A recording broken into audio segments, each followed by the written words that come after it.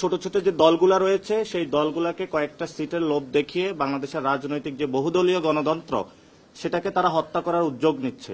নির্বাচন কমিশনের একটা সংস্কার প্রস্তাব এসেছে, নির্বাচন কমিশন সেই সংস্কার যে প্রস্তাবগুলো বাস্তবায়ন করতে যাচ্ছে, কিন্তু এই সময়ে বাংলাদেশের একটি দল কোর্টের মধ্য দিয়ে নির্বাচন কমিশনের ঘাড়ে বন্দুক রাখছে, তারা গুন্ডাতন্ত্র করছে সেখানে।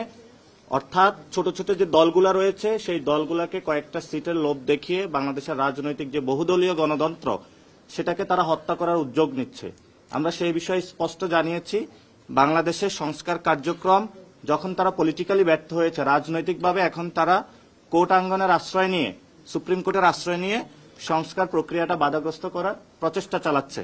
এটা আমরা একটা বিগ কনসার্ন এসেছে সেখানে। আমরা আমাদের যারা লয়ার্স কাউন্সিল সুপ্রিম কোর্টে তারা গতকাল মুভ করেছিল এবং সেই বিষয়ে তারা সেখানে কথা বলেছে এবং তারা সেখানে উপস্থাপন করেছে যে কি প্রক্রিয়ায় কাজটা করা হচ্ছে। আমরা আজকে প্রধান নির্বাচন কমিশনারকে বলেছি যে কোর্ট পাড়া গুন্ডাতন্ত্র চলছে এবং সেখানে কোর্টের ঘাড়ে বন্দুক রেখে নির্বাচন কমিশনকে একটি বাধ্য করা ষড়যন্ত্র চলছে, যে ছোট ছোট যে পার্টিগুলো রয়েছে সেগুলোকে পকেটস্থ করা, বহুদলীয় যে গণতন্ত্র রয়েছে সেটাকে হত্যা করার। আমরা বাংলাদেশে গণতন্ত্র প্রক্রিয়াকে এগিয়ে নিতে চাই, বহুদলীয় গণতন্ত্রে আমরা সুস্পষ্ট করতে চাই এবং শত শত ফুল আমরা ফুটতে দিতে চাই।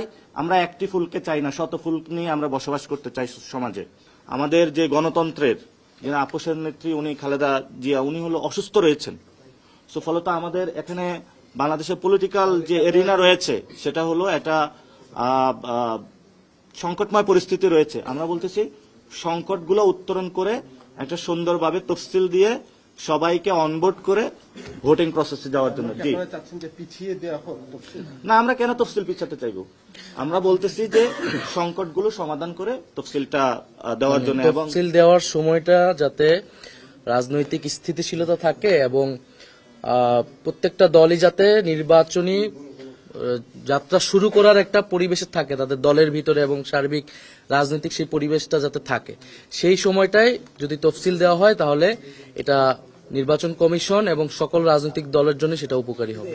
এটা তো আমরা বলেছি যে আপনার খালেদা জিয়া আমাদের যিনি রয়েছেন উনি অসুস্থ রয়েছেন, তারপরে আমাদের দেশের যে পরিস্থিতি এই পরিস্থিতিগুলো যাতে সবাই সাথে কথা বলে জেনে সবাইকে অনবোর্ড করে এই জিনিসটা করার জন্য সেটা বলেছি।